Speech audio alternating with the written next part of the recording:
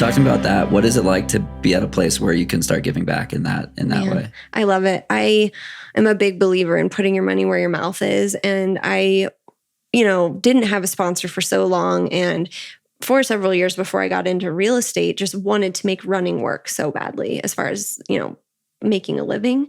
And there just weren't a ton of opportunities. I posted something yesterday, I think, that only 1% of sponsorship dollars in sports are even going to women. But running is got its own problems, though. There aren't a lot of sponsorship dollars to go around. So I am so happy to write those checks.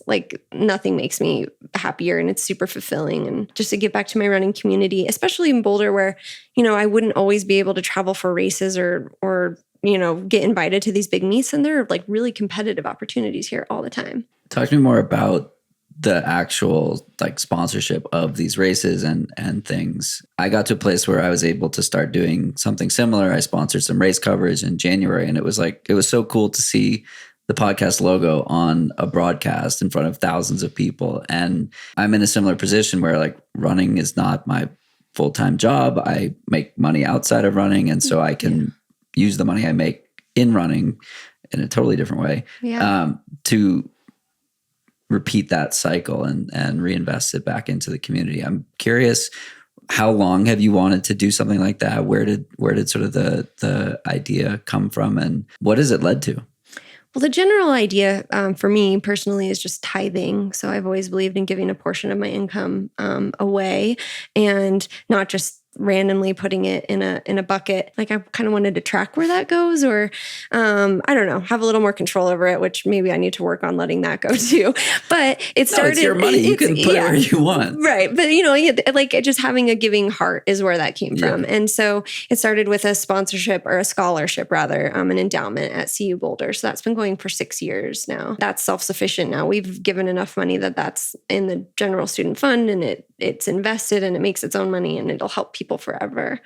So once we got to that point at CU, that's when I really wanted to deviate and finally start the foundation, which has been on my mind since I had a child in college. My phone's ringing, so it's probably her because I have it on Do Not Disturb. Anyway, so great timing. That was wild.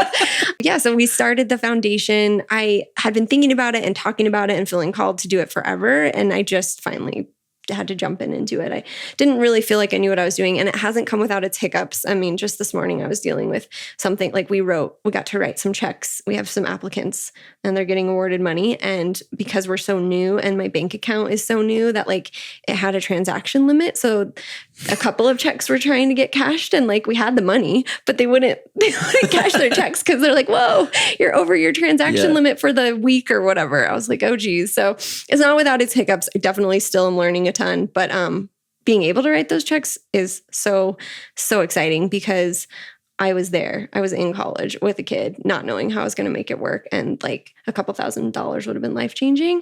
And so to have the ability to do that now and give somebody some peace of mind so they can focus on graduating and running, that means the world to me. If someone's listening, they're whoa, that's awesome.